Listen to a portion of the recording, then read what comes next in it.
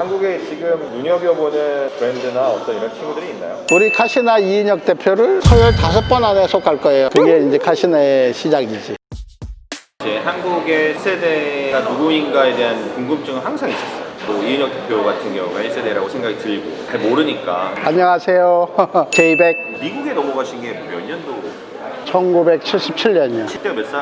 군대 끝나자마자 미국 갔어요. 재미교포랑 결혼해가지고 미국을 갔어요. 그러니까 군대 가기 전에 결혼을 했고, 그래서 금방 전역하자마자 미국을 갔어요. 그 당시로서는 굉장히 특이한. 어렵지. 특이하고 정말 특이한 케이스인데, 뭐 하셨어요? 시카고에서 비행기 타고 1시간 더 내려가는 데벤포트 아이오와라는 그 시골에 떨어져가지고 막일을 하다가 알래스카를 가게 됐어요. 한 달 만에. 그때 알래스카에 누가 아는 분들이 계셔가지고 가서 한번 살아보자 하는 생각이 들어가지고 가게 됐어요. 알래스카에 가서 시험을 봐가지고 우체국에 합격이 돼가지고 우체국에서 좀 일하다가 78년도에 캘리포니아로 내려왔어요. 1년 한 3, 4개월 있다가 캘리포니아에서 이제 다시 우체국을 다니다가 제일 먼저 배우게 된 게 구두수선이었어요. 그것도 이제 구두수선을 우연히 배우게 된 건데, 아는 분이 뭐 구두수선집을 한대. 근데 나는 우체국을 다니면서 시간이 되게 많이 남았어요. 새벽에 가서 2시면 끝나니까 구두수선을 배워서 동생이 이 손재주가 좋아가지고 얘를 갖다가 구두방을 차려주면 좋겠다.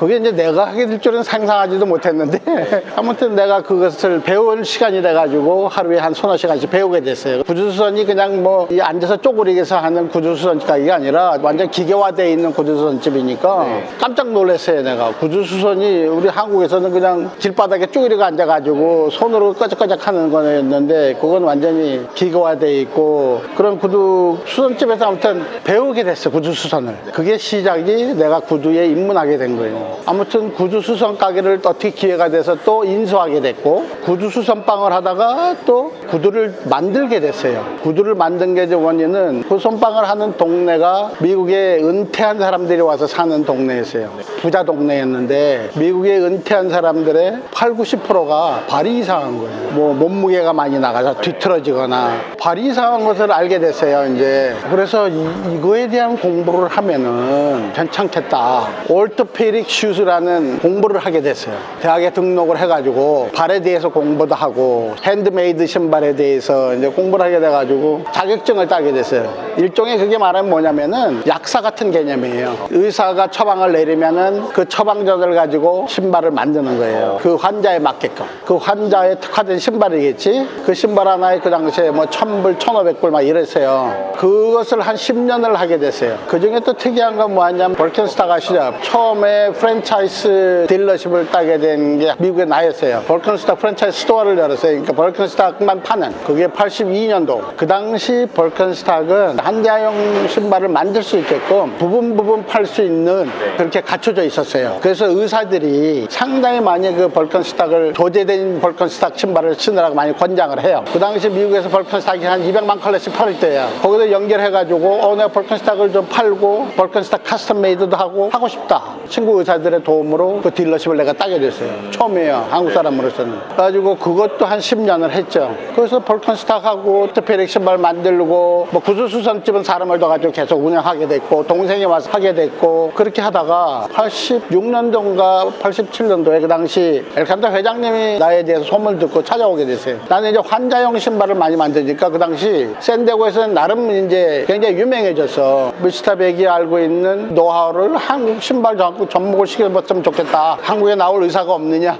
이거 참 좋은 기회다. 이제 신발을 진짜 정식으로 한번 배워보자. 이거는 디자인, 개발, 생산, 소싱, 제와 브랜드에서는 정식으로 어떻게 하나. 나는 그거 없이 그냥 이제 주문화 위주로 생산했으니까 그런 전반적인 노하우는 없었던 거지. 근데 대기업에서 신발 브랜드가 하는 그 시스템을 갖다가 배우기 시작한 거예요. 그리고 나한테는 엘칸토에서 엘칸토 연구소라고 차려가지고 내 연구소장으로 와가지고 직원 한 20명을 붙여가지고 신발을 접목시키는 내 기술하고 드레서하고 접목하는 그것을 만들기 시작했어요. 엘칸토에서 어떻게 하면은 신발이 좀 더 편안한 드레서를 한국 사람에 맞게끔 만들 만들 수 있나 편하게. 그래서 라스트도 개발하고 여러 가지 부속품도 개발하고 엘칸토에 처음으로 최고 좋은 신발 라인을 만들어줬는데 그게 BMW S라는 라인을 만들었어요. 무슨 약자냐면 바이오 메케닉 워킹 슈즈 해가지고 드레스 라인에서 BMW S 라인을 만들어가지고 그 당시 한 30만 원 이렇게 팔았어요. 거의 맞춤 위주 형식인데 좋은 자재, 좋은 부속품 이런 거 전부 다 개발해가지고 만든 신발이니까 얼마나 좋았겠어요. 플랜을 짜고 컨셉을 정하고 MD 해가지고 생산까지 하는 걸 내가 다 엘칸토도 보고 배우고 이런 과정을 3년 동안 했어요. 그래서 3년 후에 다시 이제 계약이 끝나가지고 미국을 다시 갔어요. 91년도에 미국을 다시 들어가가지고 92년 말에 DC 신발을 이제 하게 된 거예요. 내가 이제 다시 미국 들어가가지고 다시 그 올토페딕 샵을 차렸어요.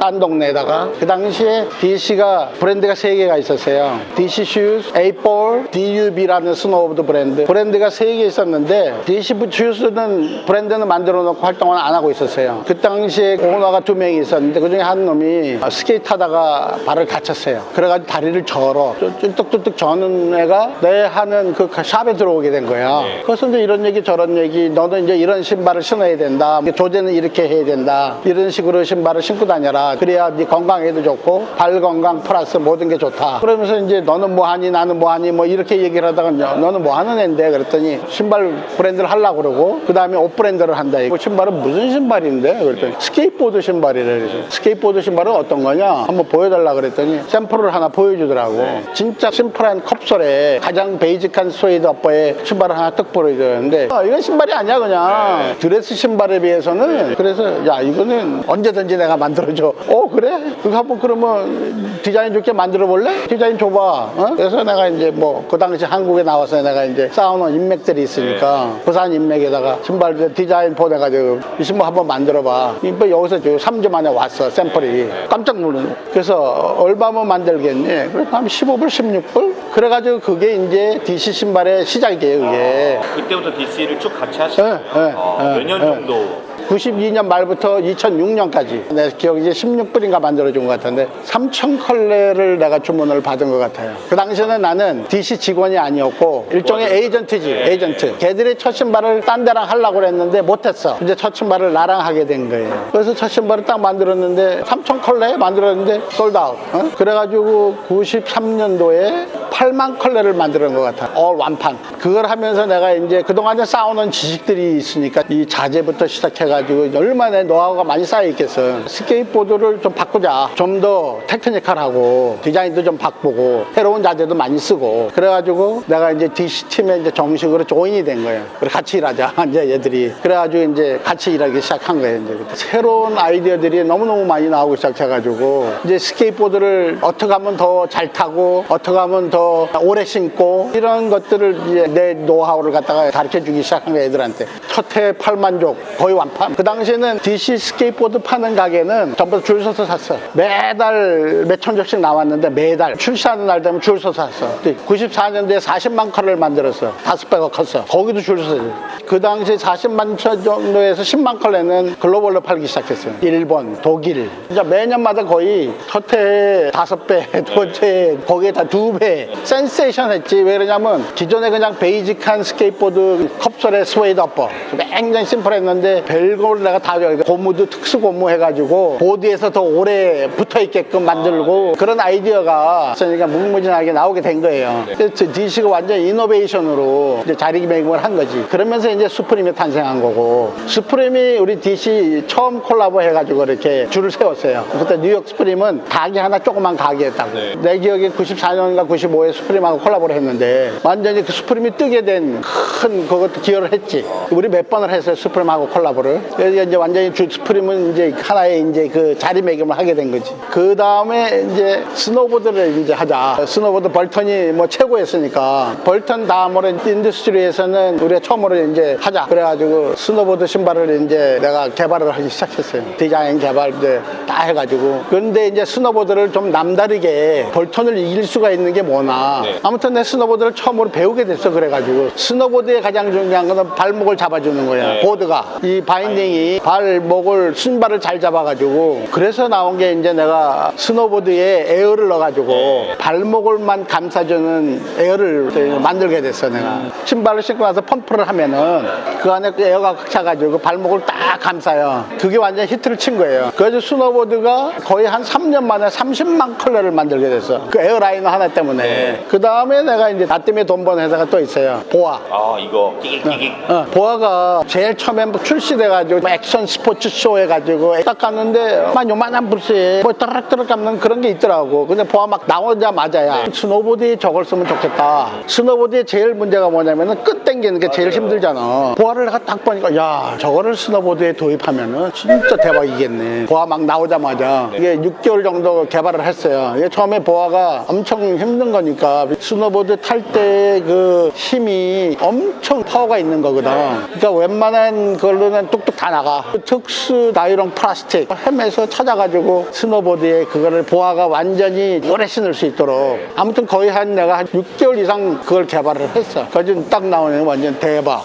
보아가 그게 터져가지고 그러다 한부터 스노보드에 안 쓰는 놈들 없었잖아. 보아를 내가 처음으로 쓴 사람이고 그 다음에 두얼 보아. 위에만 당기니까 또 앞에 잘 안 당겨지는데 앞에도 쓰고 위에도 쓰고 아무튼 두얼 보아. 그 다음에 이제 두 번째 브랜드가 나온 게 크리에이티브 레크레이션. 찍지가 예뻤던 신발. 2001년인가 2년 됐쯤에 미국 친구들 속으로 이제 신발을 하고 싶다. 근데 무슨 신발을 하고 싶으냐. 그래. 디자인 해봐라. 이름이 크리에이티브 레크레이션. 오케이. 이름도 좋다. 오케이. 내가 다 도와줄게. 그게 이제 크리에이티브 레크레이션이 나온 거예요. 그게 2002년도 런칭을 한 거지. 내가 DC쇼 있으면서. 크리에이티브 레크레이션이 뜨기 시작한 게 누구 때문에 떴냐면은 카니 웨스트. 지나가다가 신발이 너무 이쁘니까 야 저거 어느 브랜드냐. 그래가지고 저 브랜드 한번 매니저 시켜서 사와봐. 그때 우리 시링도 아닌데 그 쥐가 사서 딱 한 번 신었는데 그게 완전히 뜬 거예요. 그 한 번에. 근데 그 당시에는 할리우드 중심으로 멋쟁이들이 크리에이티브 레크레이션 신발을 신기 시작한 거예요. 너무너무 이쁘잖아. 컬러가 신발 하나에 6, 7가지 컬러고 생산할 때는 진짜 주기는 힘든 건데 너무너무 좋으니까 이제 멋쟁이들이 신기 시작하면서 그 다음에 카냐가 신고 그 다음에 유명한 스타들이 신고 그러다가 아디다스로 넘어갔다고 제가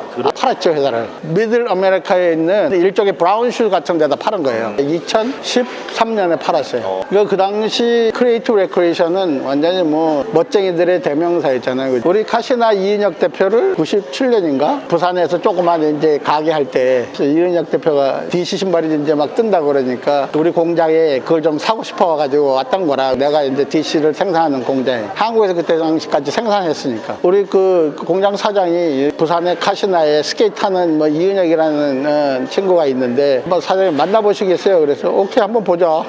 뭐 그런 건 나쁜 거 없으니까 스케이트보드 타다 그러고 뭐 그러니까 날 만나러 온 거예요 공장에. 근데 내가 저 친구 끼가 있네. 한 번에 내가 마음에 들었어. 색깔도 있는 거 같고 끼도 있어 보이고 스케이트보드 탄다 그래서 몇 번 만나고 나서 나랑 비즈니스 한번 할까 그랬지. 내가 그 당시 뭐 여러 군데 얘기하는 데가 있었는데 저 친구한테 이제 만들어줬지. 그게 이제 카시나의 시작이라. 그래가지고 조금 있다가 내가 회사를 만들자. 그래서 나도 원래 지분 참여가 돼 있었던 저거 있었다고. 3명이었는데 어느 날 자기가 혼자 하고 싶다 그래서 오케이 알았어 혼자 해. 그게 이제 카시나의 시작이었어요. 그때 1세대지. 그게 이제 스트리트 패션이 나온 거지 한국에. 그 다음에 내가 이제 DC를 하면서 이제 아는 브랜드들이 굉장히 많아지니까 이제 브랜드를 소개를 내가 다 해준 거지. 뭐 어떤 브랜드 하고 싶어 그러면 저 이런 브랜드 하고 싶어 그러면 알았어 내가 얘기해 줄게. 그래서 자기가 요구하는 브랜드는 다 해줬어 내가. 다 이제 연관이 되니까. 그게 이제 카시나의 시작이지. 오늘날의 카시나가 이제 그래서 만들어진 거지 그때. 그리고 이제 대표님은 허프로. 허프는 우리 저 이은혁 대표가 조금 역할을 했어요. 내가 이제 크리에이티브 레크레이션을 하면서 스케이트보드 브랜드를 또 하고 싶은 생각이 드는 거라. 그때 이은혁 대표한테 요새 스케이트보드 브랜드가 좀 잘 나가는 애들이 누구냐 그랬더니 허프를 얘기하더라고. 허프는 그 당시 브랜드는 아니었어. 가게였다고. 허프라는 가게. 걔를 왜 알게 됐냐면은 내가 DC 신발 할 때 걔 우리 프로 선수였거든. 그래서 이제 안면도 있고 아는데 샌프란시스코 가게를 하는데 이거를 브랜드 하면은 괜찮을 것 같아요. 이런 조언을 주더라고. 그래서 난 미국 들어가가지고 허프한테 내가 전화를 했지. 이제 나랑 비즈니스 같이 할래? 좋다고. 2009년에 허프가 시작된 거예요. 허프 브랜드가. 야 그러면 프로니까 네가 얼굴 마담을 하고 나머지는 내가 전부 다 내가 해줄게. 그래가지고 둘이서 이제 시작을 한 거예요. 그 옛날에 나이키 SB랑 같이 콜라보했던 거는 그건 허프 가게가 한 거구나. 지금은 그러면은 허프는 안 하시고 지금 다 팔았죠. DC도 팔고 허프도 팔고 그게 이 역사예요. 그러고 나서 좀 쉬어볼까 하다가 일도 안 해도 되고 먹을 만큼은 있으니까 근데 이제 못 놀겠더라고. 놀아보니까 못 놀겠더라고. 일하던 사람이. 전 세계를 내가 1년에 거짓말을 안 하고 1년에 반은 출장을 다녔어요. 그러니까 매달 보름은 출장 가고 보름은 집에 살고 한국을 내가 1년에 12번을 나왔어. 한국, 중국, 베트남, 인도네시아 해가지고 거기다가 또 필요하면 유럽도 가야 돼. 서열 5번 안에 속할 거예요. 대한항공 마일리지로. 하루에 500만 마일 되니까. 와 제가 출장을 그렇게 많이 다녀도 저는 하스마일도 안 되거든요. 그래서 이제 한국에서 나와서 보니까 처음에 그 골프웨어에 어떻게 커넥이 돼가지고 신발을 만들어 보자 그랬는데 그보다 더 목적은 내가 이제 일본을 많이 다니면서 느낀 건데 일본 브랜드들이 이제 글로벌로 자리를 잡기 시작한 게 이제 브랜드를 잘 이쁘게 키우고 글로벌 커넥션과 좋고 네트워크가 좋고 이런 거를 아주 보기가 좋아가지고 한국도 이렇게 이쁘게 브랜드를 만들어서 글로벌로 소개하는 것도 해야 될 일이다. 내가 그런 다리가 됐으면은 이제 무짐작에 많이 돌아다니고 많이 했으니까 그런 것을 읽어가면서 좋은 브랜드를 만들어서 글로벌로 소개하는 것을 마지막으로 해야 될 일 같다. 난 대한민국을 사랑하니까. 진짜 내가 브랜드 세계 하면서 오다를 다른 나라에 줘본 적이 없어. 전부 다 한국을 통해서 중국도 가고 한국을 통해서 베트남 가고 많은 것들이 있잖아요. 뭐 K-팝부터 시작해서 IT 등등 한국의 지금 패션도 그것을 글로벌로 소개하는 특별히 미국, 유럽 거기에서의 커넥션과 또 필요한 마케팅하고 서로 간에 돕지 않으면 절대로 안 돼요. 그러니까 그런 것들은 내가 역할을 해줄 수 있으니까 좀 할 수 있으면 많이 하고 싶어요. 한국에 지금 눈여겨보는 브랜드나 어떤 이런 친구들이 있나요? 근데 한국 브랜드들은 아직까지 한국에서만 놀던 기반이지 글로벌하게는 시작부터 그런 개념을 갖고 시작해야 되는데 그런 개념으로 안 갖고 시작하고 그냥 빨리 떠서 빨리 팔아먹고 빨리 뜨고 빨리 닫고 뭐 이런 개념이라서 좀 글로벌하기 위해서는 처음부터 다져야 되거든요. 문화를 만들고 스토리를 탄탄하게 만들고 그런 게 쌓여야 되는데 그런 것들을 좀 더 내가 키우고 싶어요. 작은 브랜드지만 재밌게 팔아서 돈을 버는 것보다는 팔아서 문화를 만들고 자기의 세계를 만들어서 그런 것을 좀 많이 개발했으면 좋겠어요. 앞으로 한국에서도. 오늘 말씀 너무 감사드리고요. 다음에는 대표님이 하고 계시는 거 소개를 한번 하는 걸로 다시 한번 모시도록 하겠습니다. 네, 감사합니다.